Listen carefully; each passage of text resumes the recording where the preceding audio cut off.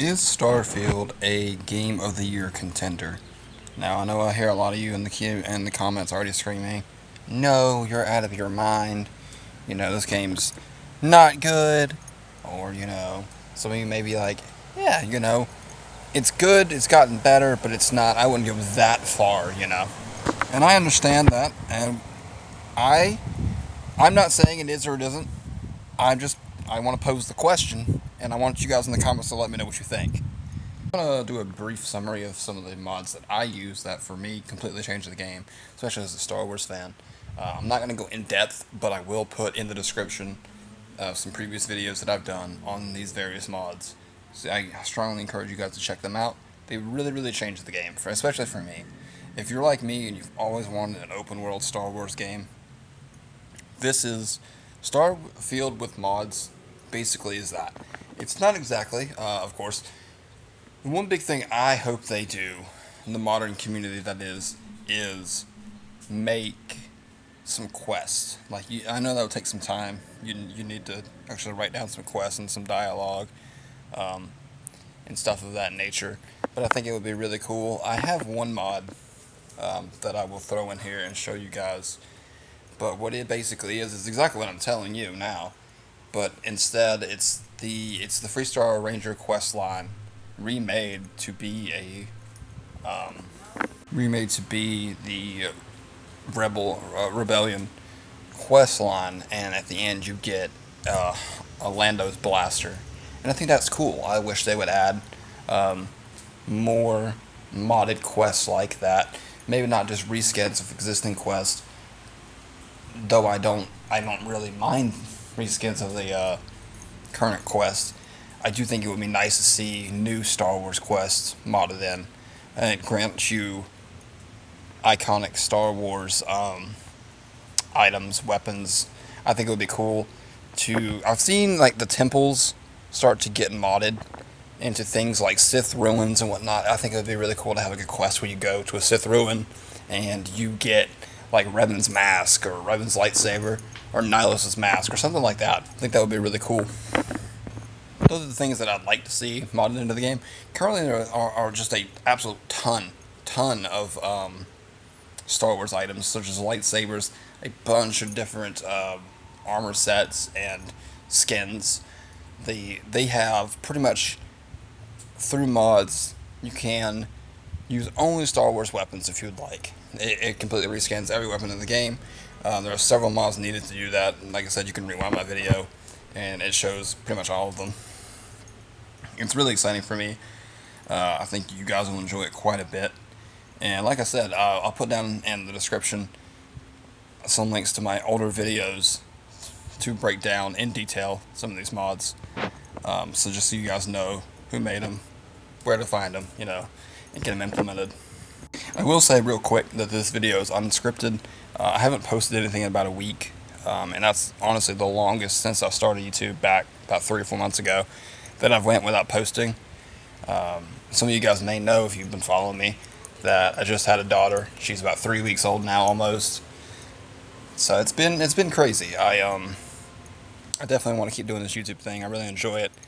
I'm just trying to balance my life right now between work and my new family.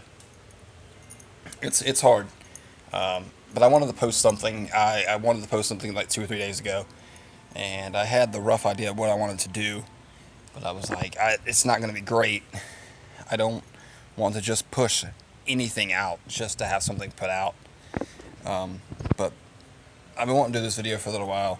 I have a really good idea of what I want to do next. I just got to get some gameplay footage of it. It involves the Sith temples that I was telling you about in the mods. I just need to find one and get some footage. But that is the plan.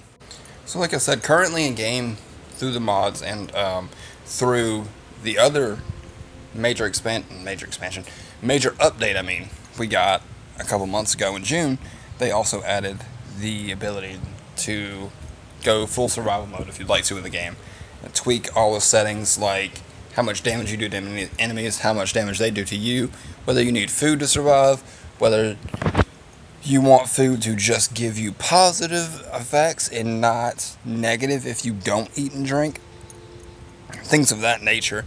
how much environmental damage you take, how quickly your suits diminish, their environmental protection, things of that nature. And that's another big change that's come to the game in the last couple months, in addition to mods that completely changed the game, especially if you're someone like me who enjoys roleplay. And that's what a lot of these boil down to, is if you enjoy roleplay. I think Starfield is a really good role-playing experience. And I feel like a lot of people who don't enjoy roleplay are the kind of people who don't enjoy Starfield. Starfield is not for everyone. But as we look to the future, we have more and more mods coming out and getting ported over to the creation kit daily.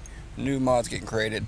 And one thing I really enjoy about the creation kit, and I keep coming back to it, is because if you're like me, I like to play games. I didn't used to be this way, but I guess modern gaming has got me this way, to where I like to play a game and know it's going to be supported for a long time. I don't want to just jump into a game and be like, oh, this is fun.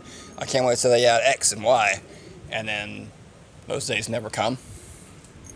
But with the creation kit and mods, it's almost like mini updates for the game on a daily basis. And I think that's super exciting and it's super cool. And in addition to that, what we have to look forward to is Bethesda's already confirmed ground vehicles. I'm really excited for them. You can mix those in with mods. I'm sure we're going to have people in the modding community reskinning those land vehicles to all kinds of really cool things. So I'm excited to see what they come up with.